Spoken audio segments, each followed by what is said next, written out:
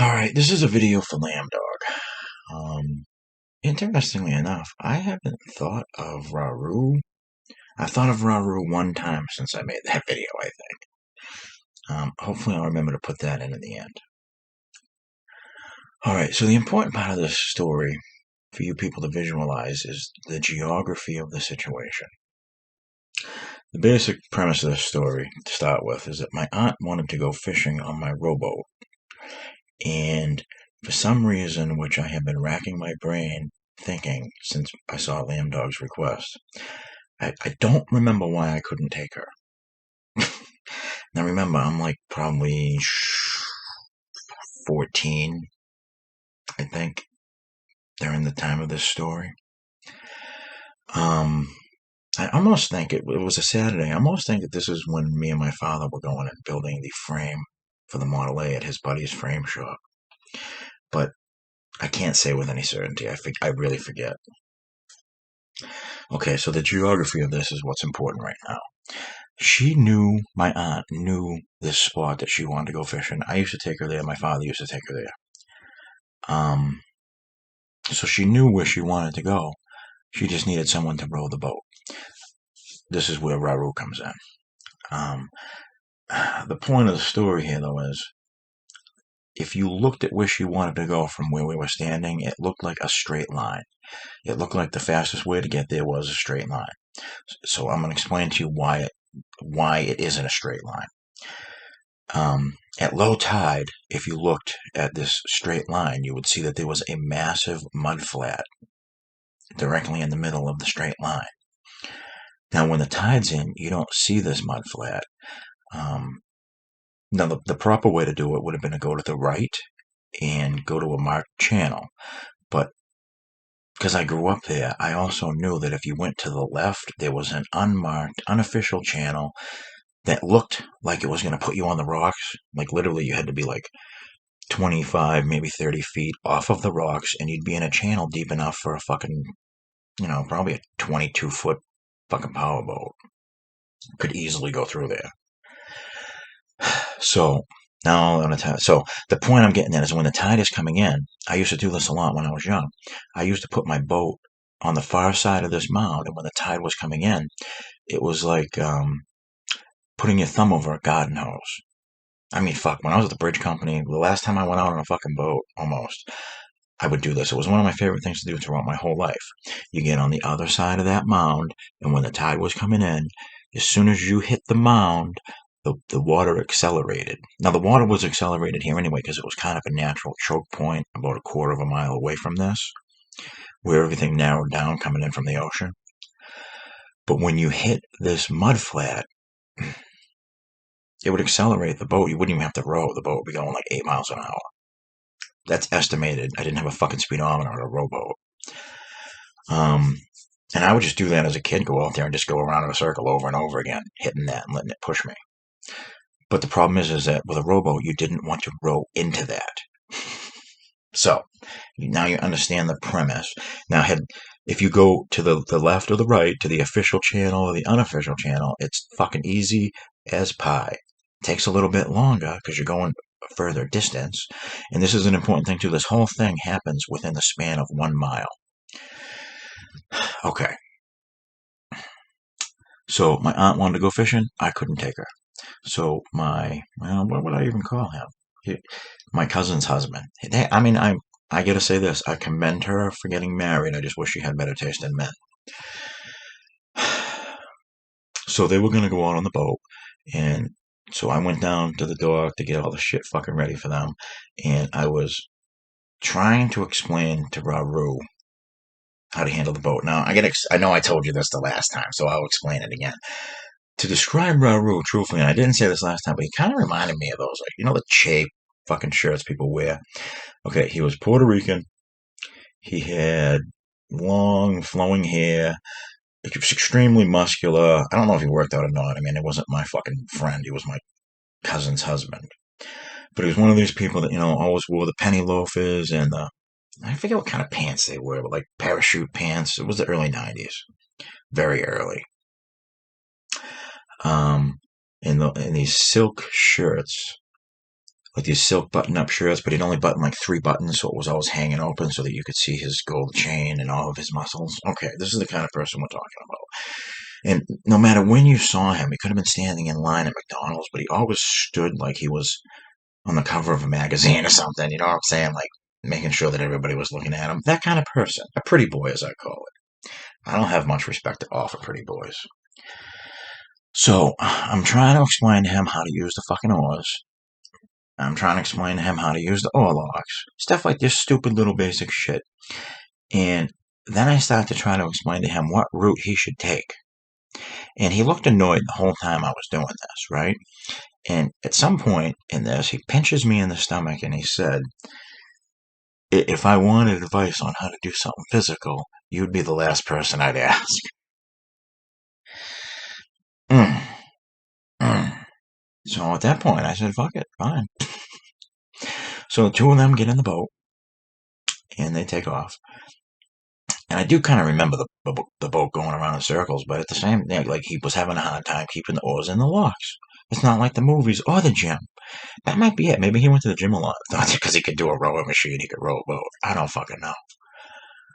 Um, so me and my father fucking leave, and we were gone, I want to say like 3 hours.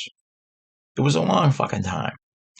And now this is an important point too that will be important at the end of the story. When they left, the tide was coming in. So, but that mound was not visible because the tide was up.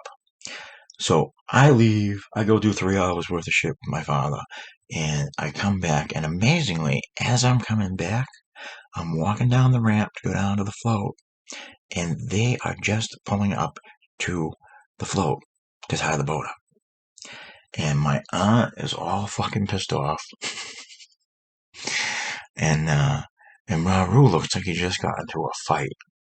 I'm not even kidding, like his hands were bleeding, his palms, and he was like, how do I put this? Well, he laid down on the fucking float when he got out of the boat, and he was like holding his stomach, and okay. So let me tell you what the fuck happened. Because that's the first thing I says to my aunt was, how was your fishing? And she says, we didn't even go fishing. And I can't remember all the fucking, she just was like a machine gun of insults going towards this guy. And she says, we ended up getting over there, and he just sat in the same spot for 45 minutes, rowing and rowing and rowing, and we never moved. And the oar lock popped out of the fucking, the oar popped out of the fucking oar lock, and we were spinning around in circles. And, oh man. So they ended up getting over that, which I never would. I could do it for sure. I know I could fucking do it. But the fucking point is, I wouldn't bother fucking doing that because it was a shit ton of work for nothing. So it took them 45 minutes, maybe an hour or more, to get over this hump, the mud flat, because he didn't fucking listen to me and take the channels. Okay? They get to the other side of it, and by this point, he is like in a very bad state. And my aunt is fucking pissed off. So she says, fuck it, just take me back to Mikey's house. Okay. Here's the problem. By the time they do that, the fucking tide changed. So he was rowing against the tide the whole way to where they were going, which was, it was like a mile away. You could see it from my fucking house. So they get out there, and she's like, just take me home. So he turns around, and now he's rowing against the fucking tide again. And he's rowing, and he's rowing. And of course he goes over the fucking mud flat because it's the straightest possible line. He goes over the fucking mud flat, and he gets stuck rowing for another fucking 45 minutes to a fucking hour of the boat spinning around, him losing all kinds of fucking not territory, but all kinds of footage. Getting pushed back 50 feet, 100 feet while the boat's spinning around. He gets the oar back into the locks, and they're going. So by the time I walk down the fucking ramp to the fucking float, Raroo is just about fucking dead. So my aunt is just tearing him to fucking shreds. She must have tossed his nuts off the boat halfway home. I punched him in the stomach and I said, well, it wasn't as easy as it looked, tough guy. Well, Raroo never busted my balls about nothing then because my aunt the whole way, she's like, I've been out on this boat and storms came in and Mikey fucking still got me home and it was never a big fucking deal like this. The spot that I'm talking about, remember me telling you guys that I had the boat so full of fucking chain that the bottom of the boat was creaking? It was full to the gunnels with chain. I was sitting on fucking chain in the boat and water was coming over the fucking gunnels when the wind blew. Same area. Of course, I did go right over that, but the tide was slack. When the tide's slack, you can go over that with no problem. That was another thing I would have told Raroo if he could have fucking shut his muscle-bound fucking stupid face. Also, the time I told you that I went out in the winter, I love going out in a small boat in the winter. The truth of the reason is, I tell you people this shit like I don't want neighbors. The reason why I like going out in a small boat in like February is because there's no fucking assholes on the ocean. But this, there was a time I had gone over to the same spot, and I told you the wind kicks up really fast out of the middle of nowhere where I used to live. I left. It was a beautiful winter day. I get over there, fucking like 35, 40 mile an hour fucking wind gusts. It took me fucking 45 minutes to an hour to row that mile. But I wasn't fighting against the current per se. I was fighting against fucking 40-mile-an-hour winds. Um, so yeah, fucking Raroo. Oh yeah, I'll give you a little update. This is what I was gonna do. So the only time I've thought of Raroo in the last fucking 15 years, I bumped into someone that knows him, and they told me that Raroo died. Well, I should say it Raroo. That's how he said it. I always said it Raroo. Um, so there's a couple of points I want to make about Raroo passing. Number one, I guess all them muscles didn't give him any lifelong longevity. And all these people all say if you stay in good health, you'll be okay. Well, me and my brother fucking are still alive. My brother's older than him. My brother's built like me. My brother could also row a boat, although he wouldn't bother. Um, yeah, so Raroo's dead, and my great hope here is that there aren't any rowboats in hell because oh Raroo, oh Raroo ain't gonna have a good time. Um, I will say this too: Raroo maybe was not very good at rowing a boat, but he was good at knocking up random broads. I can say that with certainty. Um, I don't know. I know this probably isn't as good as it was last time, but like I said, with the things that have happened to me, my ability to fucking tell a story well is fucking not as good as it was. Oh well, at least I can still talk. All right, there you go, lamb dog. Fuck you all.